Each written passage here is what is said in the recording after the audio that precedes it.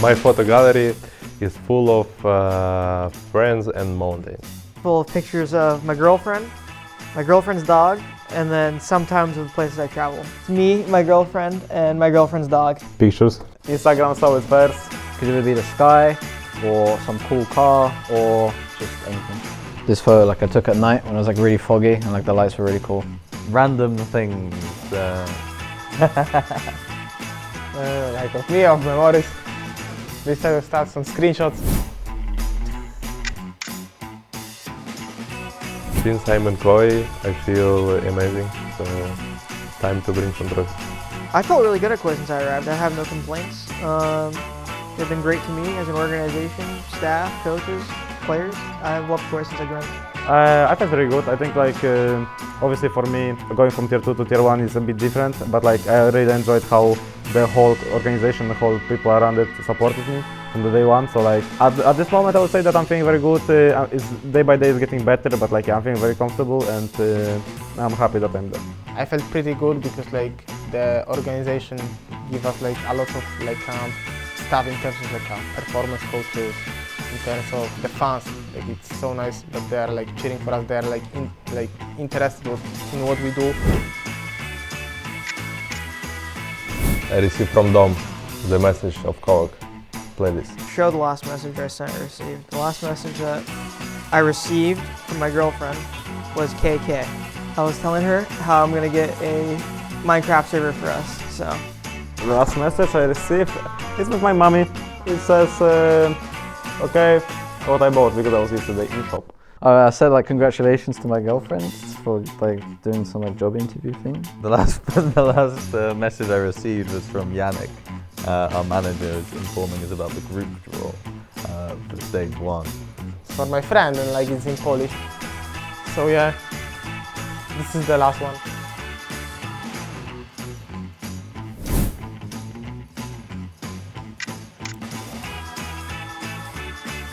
I would like to have conversation with Ronaldo. Luka Doncic just got traded to the Lakers. That's a big one. So I'll talk to Luka about the trade and what he thinks about the team. I would like to have conversation with Leonardo DiCaprio. Robert Pattinson. Probably Sir Alex Ferguson, about coaching and team leadership and that. So I would say Ronaldo. The toughest loss in the kickoff. It was not even loss, so we keep moving forward.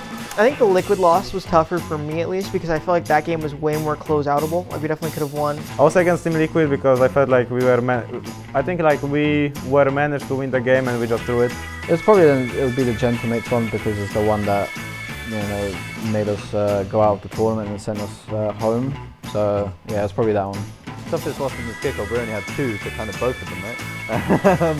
No, I think probably the Abyss versus Liquid was the toughest one for me. Toughest loss for me was the last one against Gentlemen.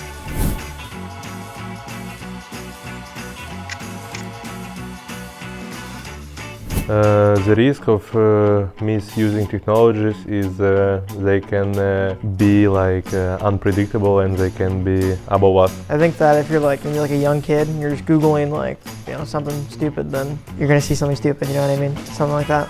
Just one show of the key in not good hands can take the money full out of the banks. It could be anything. It could be loss of jobs. It could mess up big infrastructure, or it could just take over. I don't know, the movies where the AI take over everyone and the robots become controlling. I think identity theft just becomes common. Guys, because internet is growing so fast, so don't believe at everything what is said in internet. I would rather double check and triple check the stuff and sources, and after you can make your opinion and decision what you want to do. Yeah, just don't believe everything you see on the internet. Make sure you are using it responsibly. Be really careful about using the technology. Always make sure you keep your passwords strong and safe. Don't share them over text all the time. Don't click any shady link. Don't give out any personal information. Think twice before you give any personal information or money or whatever to strangers on the internet. And don't take anything serious that you see in the internet, because now in this AI time a lot of things are fake and people getting a fool. Usually it's good to disconnect from, it doesn't matter from the game or from your normal job or stuff like this, because you're gonna have like a lot of burnouts and you're gonna be tired of even like the stuff that you like to do, you're gonna be tired. It's important to spend time with your friends or family, because you're gonna have a lot of more like mental reset than you're gonna do it from the phone. It's important time from time to disconnect, because if you get stuck in this virtual world, you can really control your emotions. Like you get really involved in something and like care a lot about, like, for example, if you're a pro Valorant player, whatever, and you care about what other people say, it's bad for your mental health, but like you're like, dude, do I really suck, or something like that. So it's good to disconnect and just not care about stuff like that too much. Sometimes it's also good to get a book, read a book, or like, I don't know, watch a movie, something that is not related to the technology. I think it's important to disconnect from time to time, because a lot of people get kind of over-consumed about the standards of social media and what people portray. It's like they live this great life and whatnot. Sometimes people get really stressed and like start comparing, and sometimes it's nice to just let go of everything and just kind of absorb all the things around you in your actual life. And I think it's really important to kind of have that balance. I mean, I would say we need to have balance. It's not good to disconnect fully, because like this is kind of part of evolution, I would say. When I'm not gaming, I'm spending time in nature and with my family. I like shopping, I like walking around, or I like hanging out with my friends, girlfriend, stuff like that. For example, I like to spend time with my family, with my dog, and I like to watch some movies. Also, I like to play football with my friends. Chilling, like watching like either like a movie or a TV show, or just spending time with my family, or even trying to just do other hobbies. I'm cooking normally. I used to be a chef for 3 years, so I really enjoy like cooking like fresh food, and I like gymming. Like some other sports, like football, for example. Swimming, sauna, mountains, like reading. If there is season, I go to collect some mushrooms. I would say like 7 or 8 teams in the league, they're kind of on the same level. So who is gonna practice better, who is gonna play better, who's gonna take the leader spot. Oh, for sure, yeah, we can for sure catch up to the other teams. I mean, Valorant's a game of form, and we just weren't currently in form at the time. We had a pretty solid read of the meta, and now that things are more settled and people are showing everything, we're gonna be able to catch up easily, I feel like. In this year, at least, the league is pretty even. Like, of course, there are some teams that are like you need to take into look at it, like let's say Vitality or Team Heretics, but like I think everyone is even, and I think we are not even close, like to catch anyone. I think we are already on the same level, maybe even better than others. We're capable of beating these teams. They're not like untouchable. I think it's more about how we play and practice, and how we kind of work on things. And I think we're all capable of being like these other teams that are supposedly like the best and stuff. like it's a difficult journey upwards, of course. Like you have teams like Vitality who are just they build an amazing roster. Heretics from last year carrying over their strength, and kickoff is a time where it's like teams are still like finding their identity, right? Like they haven't had a cemented play style or system yet. So it's just like a quick tester, but I feel like especially the progress we've made already since kickoff, that we're by the end of the season we'll be starting to get up there for sure. I think we can get closer to like a better teams, like the top teams. We can be in like top 4 teams, I would say. About right decision that they're gonna change the map every 2 months, I feel like it might be good, because like some teams can be so good on some certain maps, but right now because they're changing, we need to always improve, so it's kind of good. I think it's harder for teams that are struggling at the start to catch up. It also might help though, because say you're not good at a certain map. When Riot changes it, it's going to be, they're adding Icebox, maybe you're good at Icebox before. So I think it gives teams more chance, but teams also that are not great at being like consistent, a harder chance. So I mean, I'll see how it goes personally, but I'm a big fan of it changing. I mean, for audience is a good thing, because all the time we're gonna see different maps coming and going out. But like for us as a players, it's a bit different. Like obviously they don't touch the map like particularly, like they don't touch any things on the map, like they change positions, everything. But like it's still like The thing that we don't like in Riot games, that they like put the updates when the maps are like, the updates should be faster for us, like we should have more time towards the maps to prepare and everything, and also like, you know, as everyone like to mention, the schedule of the games is kind of, you know, everyone is told, you know, it's going to be this map in 2 months or whatever, but no one can actually practice it until it's actually like 2 weeks away. So it becomes quite difficult for us to actually get like effective practice, and it becomes very like scrappy and messy, like if the maps keep changing and the metas are changing and whatnot. So I'm not like the biggest fan of it. It's a good decision. It becomes more about who is the better team in terms of your fundamentals and who can pick up, you know, new things faster, who can adapt quicker, rather than just like having one agent or one kind of thing just dominate for the whole year, like we've seen with Chamber, Astra, Neon. Like, so I think it's a really good, a good change. I mean, maybe it's gonna be better to watch for people, but for teams it's gonna be just harder and like. This time between kickoff and stage 1 we're gonna use. We still like during kickoffs, even when we are out, we are spending time with bootcamp there.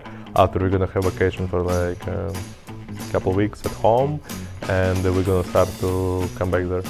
The break is long between games, so you have a lot of time, but a lot of time is what we needed, and especially me, so we are using it well. for us especially, the break is very important to like catch up like new fresh stuff and everything. So like yeah, I think I'm pretty happy with the break also. The way I'm gonna take some time off in between stage 1 and kickoff, because I think it's been like already quite an intense kind of boot camp, because we really want to get like a good start, but obviously that didn't really happen. So I think it's important for us to have some time off. I'm gonna go home, see my family, because when we come back it's gonna be like a really long season. So I think it's important for us to take some time off. Basically, we had like 3 days off after we got eliminated, and we jumped straight back into practice again. And then in about a few days, we're going on break. You know, a few days at the time of recording this, we're going on break for about a week or so. We spent the majority of our time so far just solely working on like team play and fundamentals and communication, as we feel like those were like kind of the weaker points in kickoff for us. So we'll be moving on to like new content and new comps, you know, in a few weeks. So we're, you know, ready for stage 1.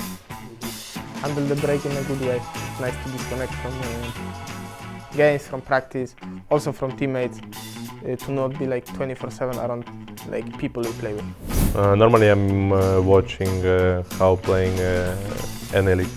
I watch all the leagues besides for China a lot. I feel like I rewatch China from time to time, like EDG, but I don't watch all their games.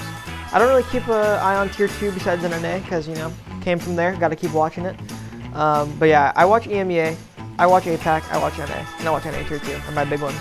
I like to watch a lot NA. I think NA is honestly by far the best region. I think like the level of the players they have is pretty big.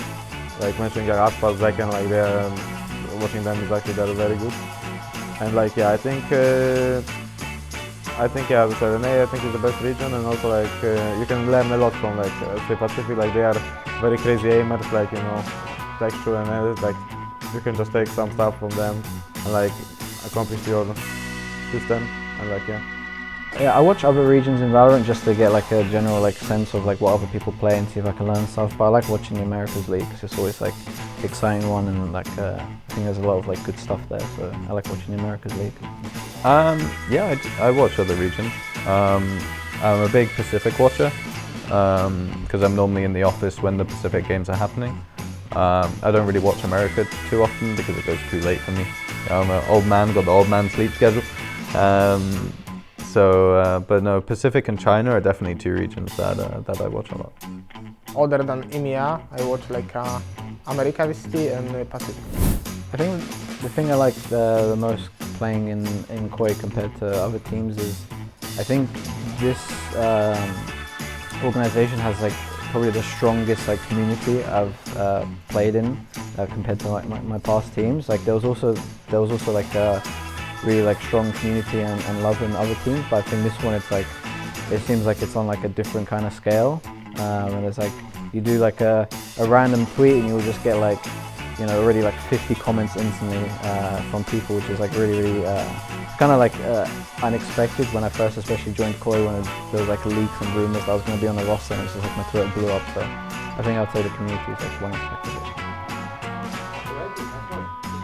About experience with Sergio, he's kinda like cool guy, and also like we're kinda in same like age, so he's very cool and a funny guy. And what I like in him that he has a very good like passion of Valorant roster, and he really loves the crazy experience. And about crazy experience, Sergio, I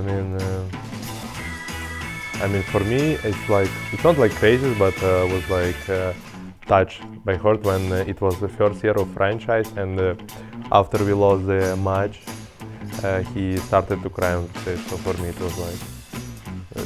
I don't really feel any pressure to make, you know, and to make the year different compared to the last 2 years. I understand the last 2 years for you guys wasn't the best in KOI, but what I'm doing is I'm introducing like systems so that coaching staff and like external like performance staff can work the best that they can to be able to enable the players. We're building systems within the players and the way we function and how day-to-day runs, and you know, setting specific practice focuses so that, you know, we're not focused on winning and putting the pressure on winning and the results. We're putting pressure on the stuff that we can control ourselves. My main goal at KOI though at the moment is to make this a place where people want to come, right? Like, we have a great facility now here in Berlin. Like, the new office is great. We have great staff. We have a great, you know, organization structure in general. So it's basically just publicizing this to the world, making KOI a place where, you know, top talent wants to come and be the place to be. I think Vise was definitely an agent that was a bit unexpected from Riot. Definitely felt like Vise was meant to be an initiator with her vines and her flash and her ult, but you know, the wall kind of, you know, the Sheeta I think it's called, definitely kind of cements it in the Sentinel role. So I think it was actually nice to have kind of an aggressive Sentinel introduced that's, you know, similar to Cypher or Killjoy, where they can take aggressive space. And Teho, I think, was I think it was a big move putting Teho out a week before the tournament started and allowing everyone to play her. The agent is crazy good. Like, I'm pretty sure the slogan was like "move or die," and it's like, it's just Breach on steroids. So I think the direction that they're heading with the agents in general is kind of positive. Like, we've seen in the past where it's like agents have needed like several buffs in order to be played in pro play. But I think releasing them stronger and then nerfing them down is definitely the way to go, especially like, you know, from business and competitive side. So, no. I know. There's no amount of pretty please that'll get through to me.